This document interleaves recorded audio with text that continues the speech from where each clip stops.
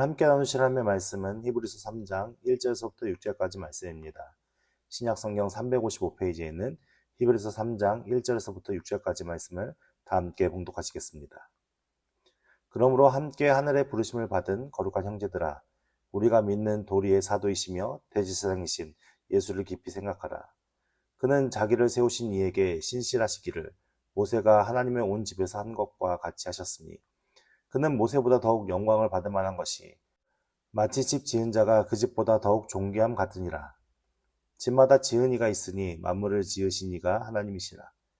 또한 모세는 장래에 말할 것을 증언하기 위하여 하나님의 온 집에서 종으로 신실하였고, 그리스도는 하나님의 집을 맡은 아들로서 그와 같이 하셨으니, 우리가 소망의 확신과 자랑을 끝까지 굳게 잡고 있으면 우리는 그의 집이라. 아멘.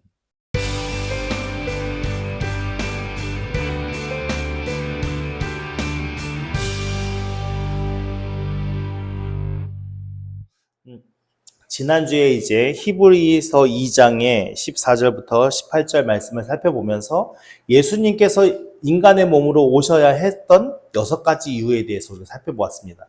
그 첫 번째가 무엇이죠? 네, 죽으시기 위해서. 그러니까 예수님께서 오신 이유는 죽으시기 위해서 오셨다는 거죠. 그리고 두 번째는 무엇입니까? 네, 죽음을 통하여 죽음의 세력을 잡은 자, 곧 마귀를 멸하시기 위해 오셨고, 세 번째는 뭐죠? 네, 죽기를 무서워함으로 한평생 매여 종노릇하는 자들을 놓아주려고 오셨습니다. 네 번째는 왜 오셨다고요? 네, 오직 아브라함의 자손을 붙들어 주려 하심이고, 다섯 번째는 하나님의 일에 자비하시고 신실한 대제사장이 되어 백성의 죄를 속량하시려고 오셨고, 여섯 번째 마지막으로는 시험받는 자들을 능히 도와주시기 위해 오셨다라고 우리가 말씀을 통해 살펴보았습니다. 그러니까 우리가 이 말씀들이, 지금 우리가 지난주에 살펴본 이 말씀들이 머릿속에 잘 정리가 되어 있어야 왜 예수님께서 사람으로 오셨는지에 대한 것을 우리가 설명하고 우리가 그 은혜를 묵상해 볼 수 있는 것입니다. 그러면 우리가 지금 히브리서를 보고 있는데, 히브리서의 구절을 다시 한번 우리가 살펴보면, 히브리서가 1장 1절부터 4절까지는 뭘 얘기한다고 했어요? 1장 1절부터 3절까지는 무엇을 말씀하고 있습니까? 예수님께서 선지자들보다 어떤 선지자들보다 다 훨씬 뛰어나다. 그리고 1장 4절부터 2장 18절까지가 예수님께서 누구보다 천사보다 뛰어나다. 근데 선지자와 천사들의 공통점은 무엇입니까? 근데 하나님의 말씀을 받아서 인간들에게 알려주기 위한. 근데 선지자들이 더 뛰어나다고 생각한 겁니까? 히브리인들의 의식 속에 선지자가 더 뛰어납니까? 천사가 더 뛰어납니까? 천사가 더 뛰어난 거죠. 그래서 그 당시에 어떤 사상이 있었다고요? 천사들을 숭배하는 사상이 있었다고요. 근데 히브리서 1장 4절부터 14절까지는 뭘 얘기하냐? 하나님의 아들로서 예수님이 더 뛰어나다라는 것을 얘기하는 것이고, 2장 1절부터 4절까지는 경고, 흘러떠내지 말라는 경고의 메시지고, 다음부터 5절부터 18절까지는 예수님이 천사보다 뛰어난데 뭐로서? 사람의 아들로서. 그것을 지금 쭉 설명하고 있는 겁니다. 그러면서 이제 3장에 와서는 누구와 비교하기 시작하냐면, 누가 비교합니까? 우리가 말씀 읽어봤습니다. 네, 모세와 비교하기 시작합니다. 자, 1절 말씀 우리 함께 같이 볼까요? 그러므로 함께 하늘의 부르심을 받은 거룩한 형제들아 라고 말씀하고 있습니다. 그럼 이 하늘의 부르심을 받은 거룩한 형제는 누굴 얘기하는 걸까요? 네, 우리를 얘기하는 거죠. 예수를 믿고 하나님의 구원의 은혜에 참여하게 된 교인들, 성도들을 얘기하는 거죠. 그러니까 우리가 어떤 존재라면은 함께 하늘의 부르심을 받은 형제라고 그랬어요. 그러니까 하늘의 부르심을 받았다는 의미는 어떤 의미일까요? 그냥 하나님께서 너 일로 와 이렇게 이것만 얘기할까요? 하나님께서 우리를 부르시긴 부르셨죠. 근데 부르신 이유는 무엇이죠? 하나님 백성 삼기 위해서. 그러니까 예를 들어서 오늘날 이 시대를 살아가는, 우리 한국에 살아가는 남자들이 나라의 부름을 받습니다. 어떤 나라의 부름을 받죠? 예, 군대라는 나라의 부름을 받습니다. 근데 그 군대라는 그 나라의 부름을 받아서 군대에 입대하게 되어지면 어떤 생활을 합니까? 자기 마음대로 할 수 있나요? 아무것도 자기 마음대로 할 수 있는 건 없습니다. 그 안에 규칙과 규범과 그 안에 가르침대로 움직여야 되는 것입니다. 곧 하늘의 부르심을 받았다는 것은 결국 어떤 얘기냐면, 내가 이제는 내 마음대로 막 내 욕망과 내 정욕을 위해 살다가 이제는 어떻게 해요? 하나님이 나를 부르셔서 하나님 나라의 백성이 되었으니 하나님 나라 소속이 됐잖아요. 그러면 우리는 이제 무엇을 쫓아 살아야 되는 자가 되는 거예요? 하나님의 규칙과 명령과 율법과 그 도를 쫓아 살아야 된다라는 것을 얘기하는 거거든요. 그런데 보세요. 그렇게 부름을 받은 자들을 거룩한이 어떤 뜻이라고 그랬죠? 구별했다라는 뜻이죠. 그러니까 세상 사람들과 구별되게 하나님께서 택하셔서 우리를 거룩한 주의 백성 삼아주셨는데, 거룩한 형제들아 라고 얘기하면서 우리가 믿는 도리의 사도이시며 대제사장이신 예수를 깊이 생각하라. 너무 유명한 말씀이죠. 여러분들 대부분 다 외우고 계실 텐데, 예수를 깊이 생각하라 라고 했는데 그 예수가 어떤 예수라고 말씀하고 있어요? 어떤 수식어가 붙어 있죠? 예, 사도이시래요. 그리고 대제사장이래요. 사도의 의미를 여러분 아십니까? 사도가 어떤 사람들이죠? 예수님과 함께 했던 제자들을 사도라고 하잖아요. 근데 지금 누구 보고 예수님 보고 뭐라고 수식하고 있어요? 사도라고 수식하고 있거든요. 그러면 이게 맞습니까?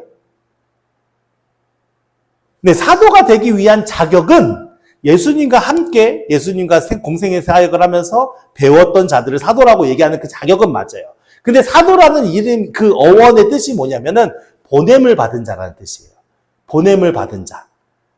그러니까는 이 예수님을 사도라고 설명하는 수식한 이유는 누구로부터 보냄을 받았다는 겁니까? 하나님으로부터 보냄을 받았기 때문에 예수님을 사도이시며. 그러니까 우리가 앞에 살펴본 것처럼 선지자 누구로부터 보냄을 받은 자입니까? 하나님이죠. 천사들 누구로부터 보냄을 받은 자입니까? 하나님이죠. 그러니까 예수님도 그 하나님으로 인하여 보냄을 받았던 사도이다라는 걸 설명하는 것이고, 그리고 그 예수님의 또 다른 수식어가 뭐예요? 대제사장이거든요. 대제사장은 우리가 예수님이 이 세상에 인간의 몸을 입고 오신 이유에 대해서 설명할 때 우리의 모든 죄를 속량하기 위함이죠. 그러니까 대제사장이 하는 역할은 무엇입니까? 하나님과 인간 사이에 중보자 역할을 하는 거죠. 중보자 역할. 근데 그 중보자 역할을 어떻게 하셨어요? 예, 우리의 모든 죄를 대속하셔서 십자가에 지심으로. 우리를 위해서가 아니라, 우리의 모든 죄를 위해서가 아니라 우리의 모든 죄를 대신 지신 거예요. 이게 중요한 거거든요. 그러니까 우리의 죄를 위해서가 아니라 우리의 죄를 친히 담당하시기 위해서 이 땅에 오셔서 십자가를 지시고 그 사역을 통해서 우리와 하나님 사이를 중보했던 역할을 감당하는 게 예수님이시거든요. 그렇다면 지금 히브리 기자가 1절 말씀을 통해서 강력하게 주장하는 메시지가 뭐죠? 여기 오늘 1분 1절 말씀의 가장 핵심되는 문장이 무엇이겠습니까? 예수를 깊이 생각하라고 하잖아요. 왜 예수를 깊이 생각할까요? 이게 군대 갔다 오신 남자분들은 이해를 하실 텐데요. 군대를 가면은 어떻게 하냐면요. 계속 작업에다가 일을 계속 시켜가지고요. 딴 생각을 할 수가 없어요. 그러니까 처음에 훈련소에 딱 입소를 하면은 계속 훈련을 하거든요. 쉬지 않고 훈련을 해요. 그러니까 쉬지 않고 훈련을 하는데 계속 외워야 되는 것들이죠. 다 알아야 되는 것들이니까. 근데 그렇게 막 하면은 따라가다 보면은 하루가 어떻게 갔는지도 모르겠고, 그냥 저녁에 잠잘 시간이 되면, 취침 시간이 되면, 머리만 되면 바로 잠들 수밖에 없게끔 힘들고 피곤한 어려운 생활을 하게 되어져요. 근데 그렇게 하는 이유가 뭘까요? 네, 쉬는 시간을 주고 여유를 주면 딴 생각을 하게 되거든요. 딴 생각을 하게 되면 훈련병들은 어떨까요? 네, 집에 가고 싶은 거죠. 내가 여기서 왜 이러고 있나? 어머니, 아버지하고 함께 집에서 내가 자유롭게 살 때가 너무 좋았는데, 그런 생각을 갖게 되어져요. 근데 이제 자대 배치받아서 막 이제 생활하다 보면은 딴 생각을 하는 사람들이 꼭 뭘 하냐면은 사고를 쳐요. 문제가 일으켜져요. 사건이 일어나고. 그러니까 이 하나님의 부르심을 받은 거룩한 사람들은 도리의 사도이심, 우리가 믿는 도리의 사도이며 대제사장인 예수를 뭐 해야 되는 거예요? 깊이 생각하는 거예요. 깊이. 그 예수에게 집중하라는 얘기죠. 왜 집중하지 않으면 우리는 어떻게 할까요? 쉽게 옛 습성, 우리가 가지고 있는 죄의 습성을 따라 육신의 욕심을 위해 살기가 쉽고, 그쵸? 그리고 어떻게 해요? 우리가 죄에 대해서 범죄할 수 있는 상황과 요지가 크니까. 그럼 결국은 우리가 하나님의 부르심에 따라서 하나님의 말씀대로, 하나님의 법대로 우리가 살아가는 삶이 우리에게 주어진 하나님의 부르심의 삶인데, 거기에 집중하기 위해서는 누구에게 집중해야 된다는 거예요? 예수 그리스도에게 집중해야 된다는 거예요. 그렇기 때문에 우리가 살아가는 삶이 이 예수에게 집중하라라는 이 말씀을, 예수를 깊이 생각하라 이 말씀을 어떤 목사님이 뭐라고 설명했냐면은, 남자 여자가 각자 삶을 살다가 결혼을 하잖아요. 결혼하면 어떻게 되죠? 여자는 남편을 생각하면서 살고, 남편은 아내를 생각하면서 삽니다. 아내는 남편이 뭐가 없지, 뭐가 부족하지, 뭘 도와줘야 되지, 이런 걸 생각하면서 살 거 아니에요.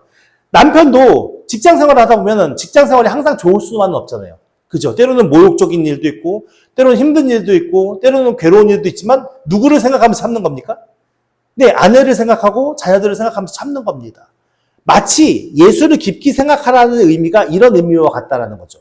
그러니까 단순히 우리가 그냥 다른 생각 아무것도 하지 말고 예수만 묵상하고 집에서 아니면 어떤 공간에서 나만 있는 그런 시간에서 예수 이것만 하라는 게 아니라 내가 삶을 살아가는 삶 속에서 많은 사람들을 만나고 여러 가지 많은 일들을 겪게 될 거 아니에요. 그때에 때로는 내가 수치를 당한 일이 있고, 때로는 내가 어려움에 처할 수도 있고, 때로는 내가 곤란에 처할 수 있는 여러 가지 많은 일들의 상황들이 우리 앞에 펼쳐지는데, 그때에 누구를 기억하라는 거예요? 예수를 기억하라는 거예요. 왜냐하면 내가 살아가는 예수님이니까. 나를 구원하시기 위해 자신의 모든 걸 내어주시니까 예수님이시니까.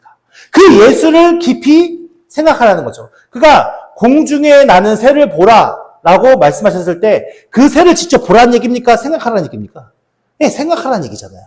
그것처럼 우리의 삶을 살아가는 여정과 삶의 여러 가지 많은 일들 속에서 그것을 다 내어버리고 예수만 집중하게 생각해, 이런 말씀이 아니라 통전적으로 우리의 삶에 거룩하신 하나님의 은혜가, 성령이 우리를 이끄시는 그 은혜가 있을 것이고, 그런 삶을 살아갈 때 우리가 때로 맞닥뜨리는 여러 가지 많은 삶의 어려움들이 있었을 때 누구를 깊이 생각하라는 거예요? 예수를. 그러면 우리는 그 속에서 넘어질까요? 아니면 새로운 소망을 가지고 일어날 수 있을까요? 새로운 소망을 가지고 일어날 수 있을 것입니다. 자, 보십시오. 2절 말씀 보니까 그는 자기를 세우신 이에게, 그러니까 그는 누구를 얘기하는 거예요? 예수님을 얘기하는 거죠. 자기를 세우신 이에게, 예수를 세우신 이가 누구겠습니까? 하나님이시죠. 하나님에게 신실하기를, 그 하나님에게 신실하기를 어떻게까지 신실했냐면 모세를 등장시킵니다. 모세가 하나님의 온 집에서 한 것과 같이 하셨으니. 근데 왜 모세를 등장시킬까요? 지금 이 서신을 듣는 수신자들이 누구죠? 히브리인들이잖아요. 히브리인들은 모세를 어떻게 생각했을까요? 가장 위대한 선지자. 그리고 마치 모세와 같이 메시아가 오실 것이야. 모세와 같은 분의 메시아가 오시고, 다윗과 모세가 가장 그 이스라엘에게 존경받는, 어떤 추앙받는 그런 존재였단 말이죠. 그러니까 유대인들이 생각할 때 예수님이 모세랑 같이 비교가 되는 거예요. 근데 지금 모세가 어떤 거예요? 모세를 지금 위에 둔 겁니까? 예수님을 위에 둔 겁니까? 지금 이 표현은 예수님이 모세를 먼저 올려둔 거예요. 그러면서 모세가 니네들 모세 좋아하잖아. 모세를 추앙하잖아. 근데 그 모세가 어떤 일을 했어? 하나님의 온 집에서 그렇게 신실하게 순종한 자잖아. 라고 지금 설명하고 있는 거예요. 그러니까는 이 예수님에 대해서 설명하기 위해서 모세라는 인물을 등장시켜서 비교하고 있는 것인데, 모세는 이미 어떤 자였어요? 하나님의 온 집을 위해서 신실하게 충성되게 일한 자였거든요. 근데 3절 말씀에 예수님은 모세보다 더욱 영광을 받을 만한 것이, 그러니까 유대인들에게는 모세는 정말 어떤 우리가 이순신 장군이나 세종대왕을 존경하는 것처럼 그 이상의 어떤 존경을 받는 인물일 거예요. 그러니까는 그런 모세가 이미 많은 이들에게 영광을 받고 많은 이들에게 존중과 어떤 사랑을 받고 선망의 대상이 된 거잖아요. 근데 그보다 더 영광을 받을 만한 것이 마치 집 지은 자가 그 집보다 더욱 존귀함 같으니, 우리가 어떤 건축물을 보면 와 정말 멋있다, 와 이거 진짜 어떻게 이렇게 짓지? 라고 감탄할 만한 건축물들이 있을 거예요. 근데 그 건축물을 보면서 건축물이 되게 훌륭하다라고 인정은 하지만 우리가 더 그보다 높게 인정하는 것이 무엇입니까? 그 건축물을 지은 자가 누군가, 설계한 자가 누군가 이거예요. 그 집을 만든 자가 누군가 이거예요. 그러니까 그 만든 자보다 집이 더 인정받거나 존중받지는 않잖아요. 그러니까 그 말씀을 하는 거거든요. 모세가 아무리 영광받을 만하고, 모세가 아무리 존중받을 만하고, 존경받을 만할지라도 예수님보다 못하다. 그 이유가 뭔지 아냐? 집이 아무리 화려하고 멋있다 하더라도 그 집이 존중받냐? 집을 지은 자가 존중받냐? 이 말씀을 하고 있는 거거든요. 그러면서 4절 말씀에 집마다 무엇이 어떤 사람이 있어요? 지은 이가 있으니 만물을 지으신 이는 어떤 사람 누구라고 그래요? 하나님이시다라고 말씀하고 있어요. 그러니까는 집이 우리가 건축물이 있으면 그 건축물이 갑자기 짠 하고 나타나는 게 아니잖아요. 누군가가 그걸 설계하고 어떤 누군가가 그걸 시공해서 그렇게 건축물이 만들어지거든요. 그러니까는 그렇게 집마다 지은 사람이 있는데 이 천하 만물, 우리가 보고 있는 모든 만물도 자연적으로 발생하는 것이 아니라 누군가에 의해서 세워졌고 만들어지고 생겨나게 됐다. 근데 그 만물을 지으신 이가 누군지 아냐? 하나님이시다. 이건 유대인들도 다 아는 맥락의 말씀이잖아요. 이 세상 모든 만물을 창조하신 이가 하나님이시다라는 것도 유대인들이 다 아는 내용이잖아요. 그러면서 5절 말씀에 또한 모세는 장래에 말할 것을 증언하기 위해서, 그러니까 모세가 이 땅에 와서 했던 모든 일들은 결국 무엇을 얘기하냐? 장래에, 미래에 일어날 일들에 대해서 증언하기 위해서 행한 것이다. 근데 그것을 어떻게 행했냐? 하나님의 온 집의 종으로서 신실하게 했다라고 얘기하거든요. 그러니까 지금 모세가 행한 것은 뭐예요? 집이 있어요. 집이 있는데 그 집은 누가 만드셨어요? 하나님이 만드셨어요. 하나님이 만드셨는데 그 집 안에서 모세는 장래에 되어질 것을 열심히 신실하게 종으로서 행했다라고 얘기하는데 이 하나님의 온 집에서라는 이 표현은 하나님 집 안에서라는 표현이거든요. 집 안에서. 그러니까는 우리가 집이라는 표현 중에 집 안도 다 포함되겠지만 정확하게는 집 안에서라는 표현인데 그 집 안에서 종으로서 신실하게 그 집 주인이 명령한 일들에 대해서 행했다라고 얘기하는 거예요. 근데 예수님이 어떤 분이시냐? 6절 말씀에 그리스도는 하나님의 집을 어떻게 해요? 맡은 아들이에요. 모세는 하나님의 그 집 안에서 신실하게 행했던 종인데 예수 그리스도는 어떤 분이시냐? 하나님의 집을 맡은 아들로서 그와 같이 하셨다라고 얘기하는 거예요. 이 집 주인이 누구 거라는 거예요? 하나님 만드셨지만 예수님 거죠. 그 집을 맡은 아들이니까. 근데 그 아들로서 집을 지으신 하나님 앞에서 모세와 같이 신실하게 하셨어. 신실하게 하셨는데 모세는 어떻게 해요? 그 집 안에서 종으로서 신실하게 한 거고 하나님 예수 그리스도는 그 집을 맡은 아들로서 신실하게 하시는 거예요. 이 차이를 이해하시겠습니까? 그러면 하나님의 집이 무엇이냐? 우리가 소망의 확신과 자랑을 끝까지 굳게 잡고 있으면 우리는 그의 집이라. 그러면 하나님의 집이 무엇입니까? 하나님의 집이 무엇이겠습니까? 예, 우리가 하나님의 집이라고 말씀하고 있습니다. 우리가 하나님의 집이래요. 우리가 어떤 자냐? 소망의 확신과 자랑을 끝까지 굳게 잡고 있으면. 지금 히브리인들이 어떤 상황에 처해 있죠? 네로 박해 이후에 엄청난 박해와 고통과 아픔 가운데 처해 있어요. 그러니까 지금 이들이 예수를 믿는다는 것은 목숨을 내어놓고 믿는 거예요.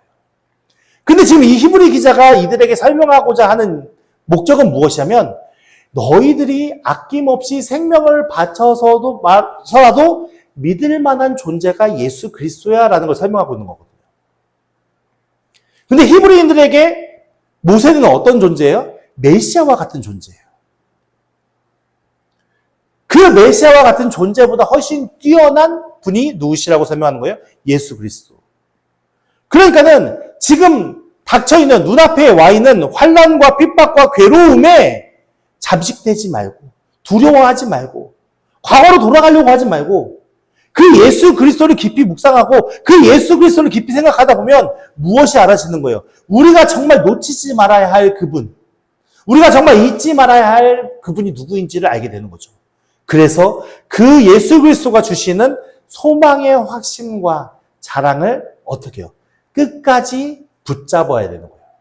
그 붙잡게 하시기 위해서 누가 일을 하시는 거예요? 예수 그리스도께서 일하셨고 이미 과거의 그 일을 알려주기 위해서 모세가 장래 일을 얘기한 거고. 그 결국 우리를 위해서 오늘 우리가 그 소망과 확신, 자랑의 끝까지 깊게 붙잡을 수 있도록 하나님의 모든 것이 우리를 위해서 역사하고 일하고 있다라고 설명하는 것입니다. 이 로마 박해 그 시기를 기본으로 해서 지어진 성경 말씀이 마가복음, 그리고 이 히브리서, 그리고 베드로서거든요. 근데 마가복음에 보면은 뭐라고 시작하는지 아십니까? 제가 마가복음 1장 1절 말씀을 읽어드릴게요. 마가복음에 보면은 하나님의 아들 예수 그리스도의 복음의 시작이라 라고 설명하고 있어요. 마가복음이. 그러니까 핍박과 환난 가운데 처음으로 쓰여진 복음서가 마가복음인데, 그 마가복음의 기자가 처음에 1절 말씀에 뭐라고 하면은 하나님의 아들 예수 그리스도의 복음의 시작이다. 근데 여기서 이야기하는 복음이라는 단어가 그 당시에는요, 황제에게만 쓰여진 단어예요. 어쩔 때 써야 하냐? 황제가 태어났을 때, 만세로다 우리의 황제가 태어나셨도다 했을 때, 그때 복음이라는 단어가 쓰여졌어요. 또 언제 쓰여졌냐? 황제가 즉위할 때, 만세로다 우리의 황제가 이제 즉위하셨도다 하면서 쓰였던 단어가 복음이라는 단어예요. 그리고 또 언제 쓰여졌냐? 황제가 전쟁에 나가서 승리했을 때, 돌아올 때, 만세로다 우리 황제가 승리하고 돌아오셨도다라고 했었을 때 쓰여진 단어가 복음이란 말이에요. 근데 이 복음이라는 단어가 그렇게 황제에게 쓰여졌는데, 예를 들어서 복음이라는 단어가 어떤 장군이 만세로다 어떤 장군이 전쟁에 승리했도다라고 하면서 그 복음이라는 단어를 써지면 어떤 일이 벌어지겠습니까? 이건 반역인 거예요. 황제에 대한 반역. 그러니까 그 당시에 이 복음이라는 단어는 함부로 쓸 수가 없는 거예요. 황제에게 쓰지 않는 이상. 근데 지금 그렇게 핍박과 환난이 심한 그 시대에 복음서를 썼던 마가복음의 그 기자는 처음에 뭐라고 얘기하냐면은 하나님의 아들 그리스도의 복음의 시작이다라고 쓴 거예요. 그러니까 황제가 태어나는 것보다 예수가 태어난 게 더 복된 소식이고, 황제가 즉위하는 것보다 예수가 하나님 나라의 왕으로 즉위하는 게 더 복된 소식이고, 황제가 전쟁에서 승리하는 것보다 예수가 사단 마귀의 권세를 다 이기신 것이 우리 인간들에게 더 복된 소식이기 때문에 자신의 목숨을 바쳐서까지 이 복음에 대해서 알리기 쉽자 그 복음의 단어를 쓴 거예요. 그러니까는 우리의 믿음의 선조들은 그 당시에 그렇게 핍박과 환난과 자신의 생명을 그냥 내어 던질 수밖에 없는 그런 상황 속에서라도 어떻게 한 거예요? 이 소망의 확신과 자랑을 끝까지 굳게 잡았던 그들을 위해서 예수 그리스도께서 그 모든 일을 행하신 것이고, 그리고 오늘도 우리에게 그 은혜와 사랑이 주어진 것 아니겠습니까? 그러면 오늘 사는 우리에게 필요한 것은 무엇이겠습니까? 마찬가지죠. 우리에게도 소망의 확신과 자랑을 끝까지 굳게 잡아야 되는 의미가 있어요.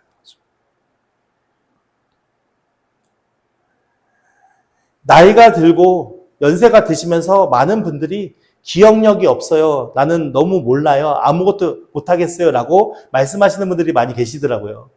근데 중요한 것은 내가 무엇인가를 하는 게 중요한 게 아니라는 거죠.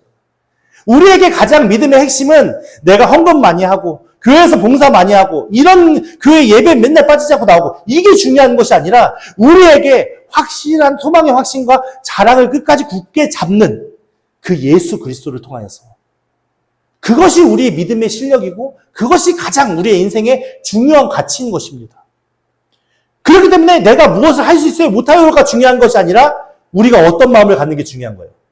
예수 그리스도를 우리의 가슴속에 품고 우리에게 맞닥뜨리는 삶의 여러 가지 어려운 것들을 그냥 힘들어하고 괴로워하는 것이 아니라 그 속에서 예수를 깊이 생각하고 성령 하나님께서 깨닫게 하시는 은혜를 따라서 우리가 그 소망의 확신을 가지고 끝까지 우리가 당한 어려움을 견디고 이겨나가면서 그렇게 하나님 앞에 그 하나님이 우리 집이라고 했던 그 성도들의 믿음의 가치를 지켜가며 오늘 하루를 살아가는 것이 우리에게 가장 중요한 의미 아니겠습니까?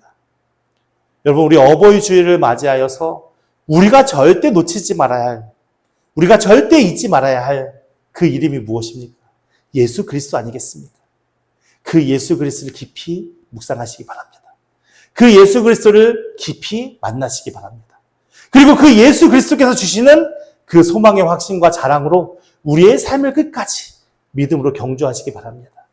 우리에게 주님께서 부르시는 그날, 하나님 나라에 들어갈 그날까지 우리의 믿음의 경주는 끝나진 것이 아닙니다.